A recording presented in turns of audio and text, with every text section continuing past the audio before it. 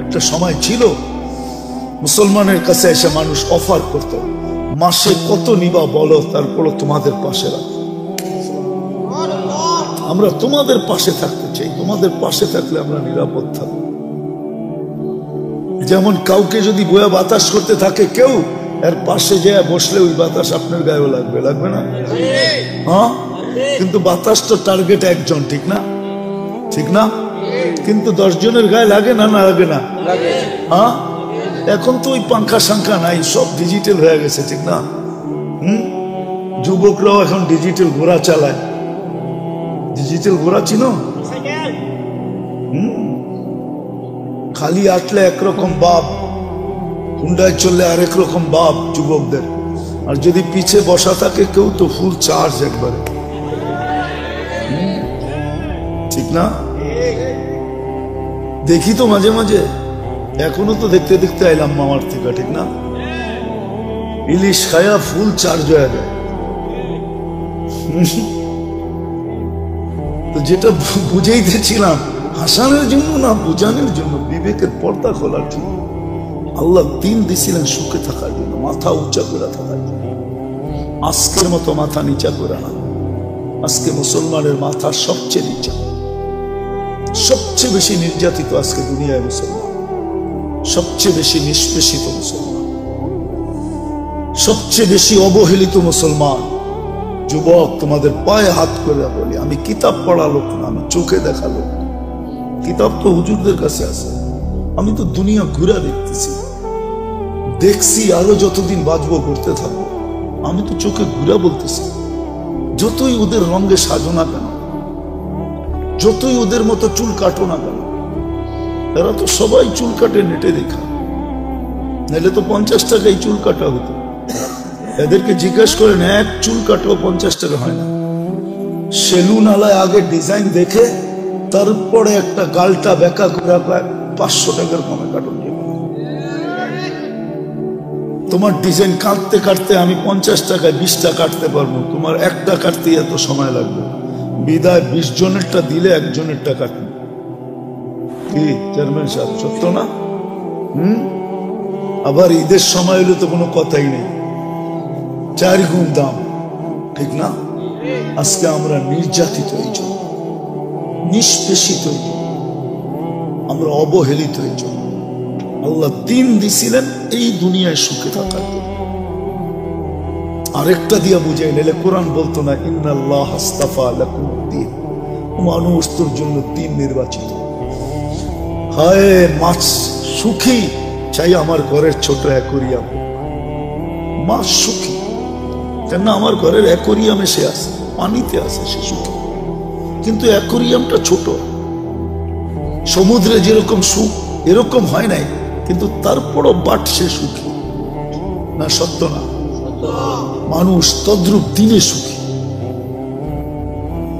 পাখি সোনার খাঁচায়ও সুখী না, সে তো খোলা আকাশে সুখী। প্রাণী আমাকে চিনাইতে হবে না, সাফারি পার্ক আমি দুনিয়ার বহুত দেখছি, প্রাণী সাফারি পার্কে সুখী না। সে তো আফ্রিকার জঙ্গলে সুখী, আমাজনের জঙ্গলে সুখী, সে তো সুন্দরবনে সুখী, সে সাফারি পার্কে সুখী না। সত্য করে বলতেছি, সে সাফারি পার্কে সুখী না। সে সাফারি পার্কে থাইকা মাথার ঘাম পায়ে ঝরায়া সিংহ কোনোদিন শিকার করে খাইতে পারে না, তাহলে সে সুখী তো সুখী করতে।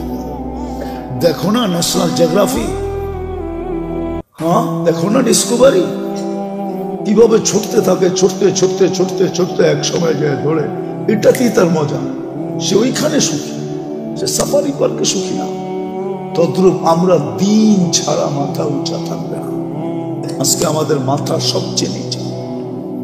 নিচা যদি না হইতো, ইসলামই যদি, দিনই যদি উঁচা হতো মাথা, তাহলে আমার সমাজের 90% মানুষ, 99% মানুষ কেন দিন থেকে দূরে?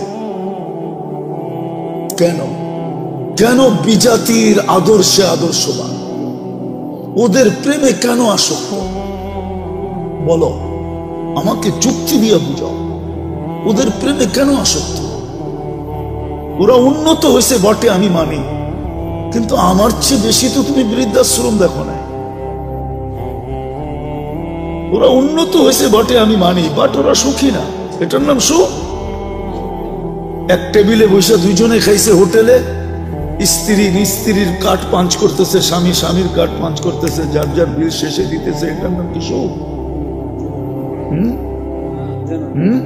কি কয় চেয়ারম্যান সাহেব? এর নাম সুখ? আপনি বলেন এটার নাম সুখ? না না, মানুষ হিসাবে বলেন এটার নাম সুখ? স্ত্রী আমার বিল দিব ওই, এটার নাম সুখ? হায় হায় হায়, কোথায় যাব? এটার নাম সুখ? আমাদের যুবকরা তো এখন পর্যন্ত কিছুই হয় না, খালি একটা বুল ওই দেখছে, ওরে দেখা হাসছে, এখনই জানটা পুরা কুইলা প্লেটে উঠে দিয়া দিতে চায়। হাসিটা মনে হয় দেখা দেয় না, ও বুঝা পেয়েছে। এখানে কত যুবক আছে 14 তারিখ পর্যন্ত আশা করতেছে যদি এইবার লেখা পাঠায় আই ডট ডট ইউ। কতজন এখনো আশায় আছে? ও যখন বউকে বউর বিল দেয় না, ও কি মেহমান খাওয়াবে নাকি?